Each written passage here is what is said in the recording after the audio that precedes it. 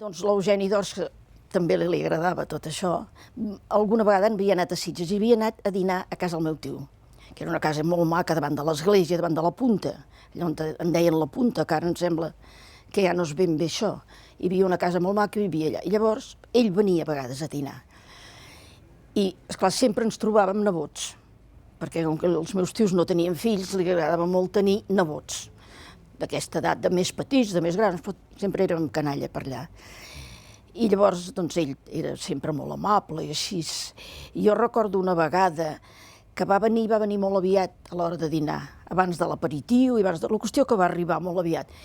I érem 2 o 3 noies que estàvem en la mateixa habitació. I va venir el meu tio, nenes, que hi ha l'Eugeni d'Ors.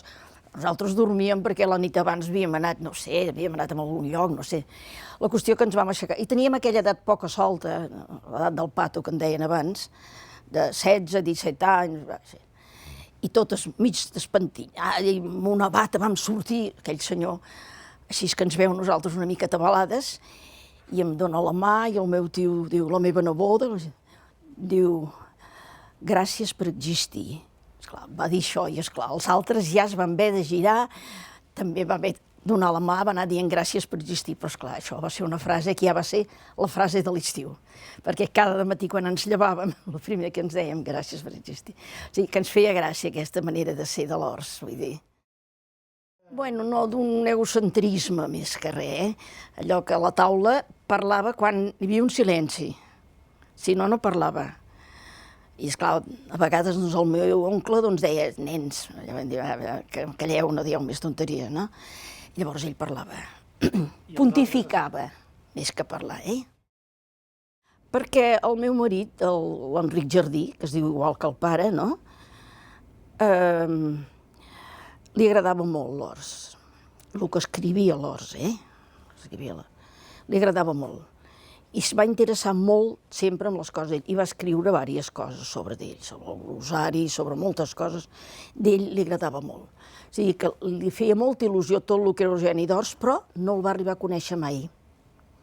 No es van conèixer.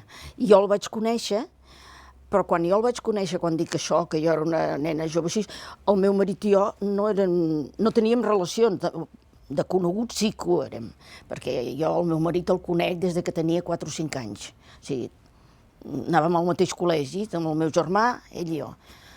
O sigui que ens coneixíem. Però bueno, era un nen que jugava amb el meu germà. I llavors jo coneixia l'Eugeni d'Ors i ell no. Llavors va haver un moment que sí que em preguntava ell coses. Què deia l'Eugeni d'Ors i què feia? Perquè llavors ell ja va començar a interessar-se per l'Eugeni.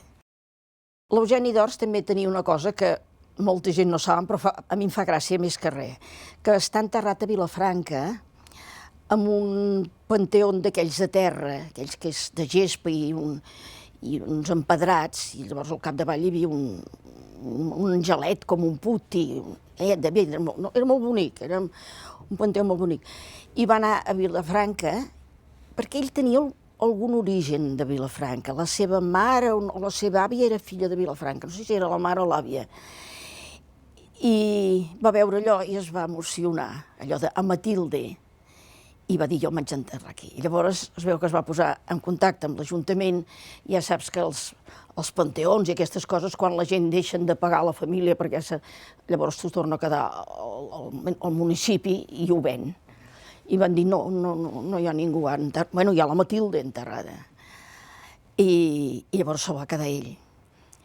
I ell no sé si sabia la història de la Matilde. Això no hi he pogut saber mai. Jo sí que la sé, però ell no. Quina és la història de la Matilde? Aquesta Matilde era una parenta de la meva mare, bastant llunyana, Era una noia que es va casar amb un militar castellà, un matrimoni molt enamorat, i se'n van anar a viure... Em sembla que van anar a viure, no sé si van anar a viure a Madrid o a Barcelona, això no me'n recordo. La qüestió que un dia que hi va haver-hi soroll pel carrer, tiros, aquella època que hi havia una mica de marors d'aquelles, un tiro perdut la va matar. Va sortir al balcó per veure-ho i va morir d'un tret. Estava esperant un fill, el primer fill. El marit, que estava molt de la seva esposa, li va dir, vull que l'enterrin a Vilafranca perquè és de Vilafranca. i li va fer aquest panteó, i va dir que no volia que hi enterressin ningú més, i va posar a Matilde. Suposo que l'Or se'n va enterar, i llavors allà està enterrat la Matilde i l'Eugeni, però no tenen res a veure.